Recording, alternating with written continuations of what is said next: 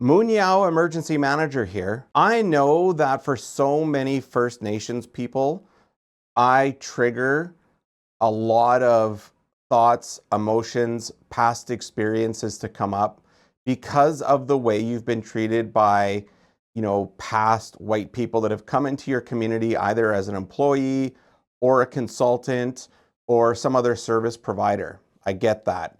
I recognize my settler background and those family members of mine that immigrated to Canada from Europe without an understanding of what they were immigrating to. They were lied to as well by, the British Empire.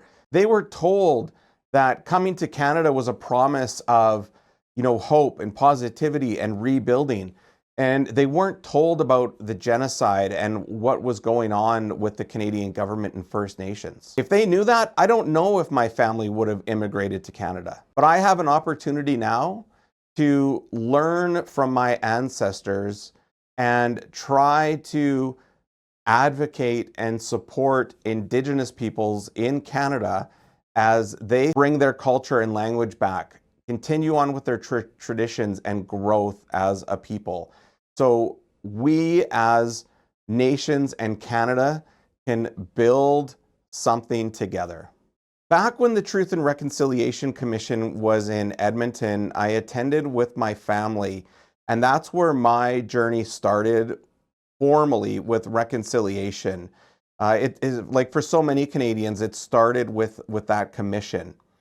And I think what that's done for so many people over the last 15 years is it's created two generations of non-Indigenous Canadians who are ready and willing to work with Indigenous peoples across Canada in a good way, in a different way, in a way where maybe you haven't had an experience of working with someone who has dedicated their life and career to reconciliation.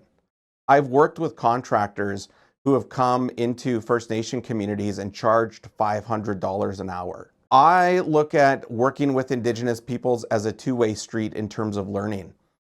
I learn from them, hopefully just as much as they learn from me about the technical side of emergency management and disaster preparedness. We're not charging $500 an hour.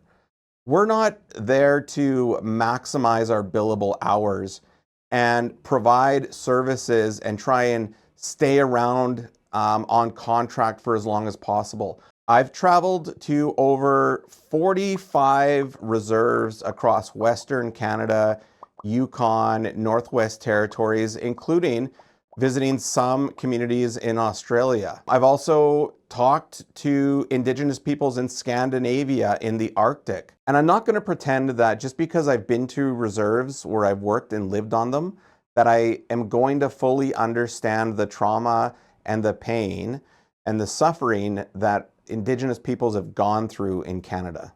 But I definitely am trying to learn as much as I can to provide as much support as I can. It's not easy living in remote northern communities. The food security, not having paved roads, just the dust, the constant dust that gets into furnace HVAC systems, underdeveloped infrastructure in terms of power, water, wastewater. Not being able to go to Home Depot at 8:30 at night on a Saturday to grab something to fix or repair something in your home quickly. That's why I've dedicated my career to working only with Indigenous organizations and communities, because I think there's still a lot of mutual learning that has to go on. And even though I'm white and I'm a colonizer and I don't have or was not raised with an Indigenous worldview, I'm here to learn about it and contribute where I can.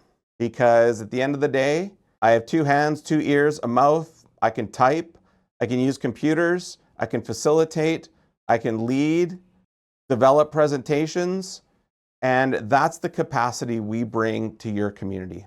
There are ways to work together to improve and enhance emergency preparedness across all First Nations.